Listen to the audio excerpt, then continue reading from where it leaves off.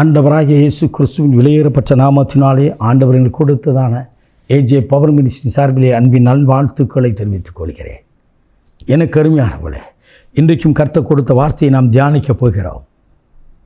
ஒவ்வொரு நாளும் ஆண்டுடைய வார்த்தையை தியானித்து வருகிறோம், கேட்டு வருகிறீர்கள். கேட்கிற மாத்திரம் அல்லாதபடி தேவனுடைய வார்த்தையை உறவுகளுக்கும் நண்பர்களுக்கும் இது சொல்லி ஆண்டுடைய வார்த்தையை காணும்படியாக செய்யுங்கள், கேட்கும்படியாக செய்யுங்கள். தேசமெங்கும் தேவனுடைய வார்த்தை கடந்து போகட்டும். ஹல்லேலூயா! கர்த்தருடைய நாமம் மகிமைப்படுவதாக. இன்றைக்கும் கர்த்தருடைய ஆவியானவர் கொடுத்த வார்த்தை ஏசியா தீர்க்கதரிசியின் புத்தகம் 45ஆம் அதிகாரம் 16வது இறைவார்த்தை. கோணலாவைகளை சுவைப்படுத்துவேன், சுவையாக்குவேன்.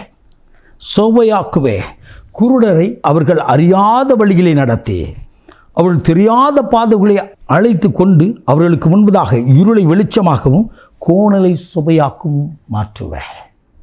நன்றாய் கவனிங்கள். குருடர்கள், உலக பார்வை இல்லாதவர்கள், கண் தெரியாதவர்கள். என்னுடைய ஜபக்குழுவிற்கு ஒரு அருமையான சகோதரன் செய்தி கொடுக்கும்படியாக வந்தார். அவருடைய பெயர் வைத்தியநாதன். பாண்டிச்சேரியிலிருந்து வந்திருந்தார். 2 கண்களும் தெரியாதவருக்கு, 2 கண்களும் தெரியாதவர் அவர் நடந்து வரும்பொழுதும் அவர் கர்த்தருடைய வார்த்தை அறிவிக்கும் போதும் எங்களுக்கு ஆச்சரியமாக இருந்தது. ஆம், என் வேதம் சொல்கிறது எத்தனை உண்மை. குருடரை அவர் அறியாத வழிகளை நடத்துகிறவர் மாத்திரமல்ல, அவர் நடத்தி அவர்களுக்கு முன்பதாக தெரியாத பாதைகளில் அவரை அழைத்து கொண்டு வந்து இருளை வெளிச்சமாக்கி. அந்த சகோதரி வீதமாய் சொன்னார், நான் ஒரு நாளிலே கடவுளை அறியாத ஒரு மனிதனாய் புறஜாதியாய் இருந்தேன். ஆனால் கர்த்தர் என்னை ரட்சித்து கர்த்தருடைய நாமத்தை தொழுது கொள்ளும்படியாக வைத்து என் குறைவிலும் தேவன் மகிமைப்படுகிறார் என்று சொன்னார். அவர் செய்தி கொடுக்கும்போது அநேகர் அழுதார்கள். காரணம் என்ன? தன் குறையை கூட அவர் நிறைவாய் பேசினதை காண முடிந்தது.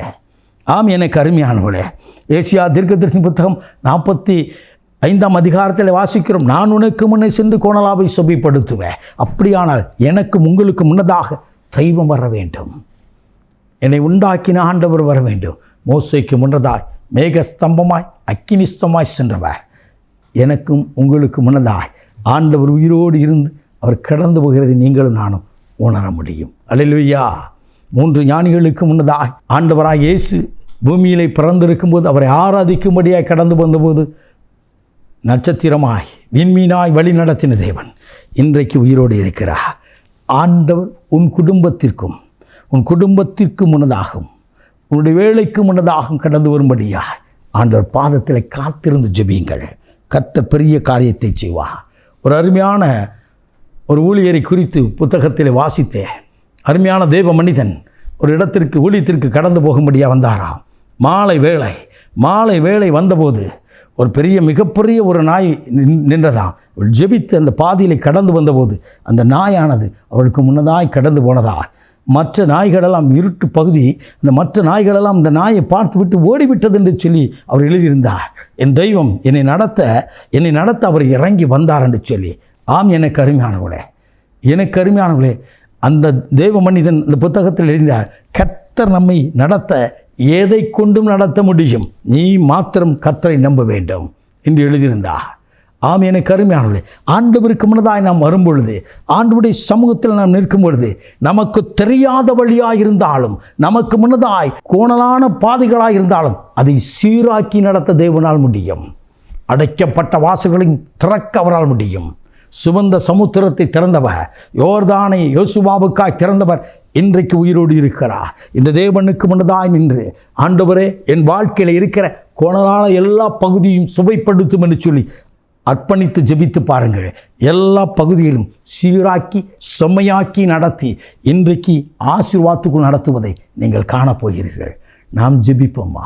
மகா பரிசுத்தமுள்ள தகப்பனே, இந்த அற்புதமான வேலைக்காய்மை சோத்தரிக்கிறோம்.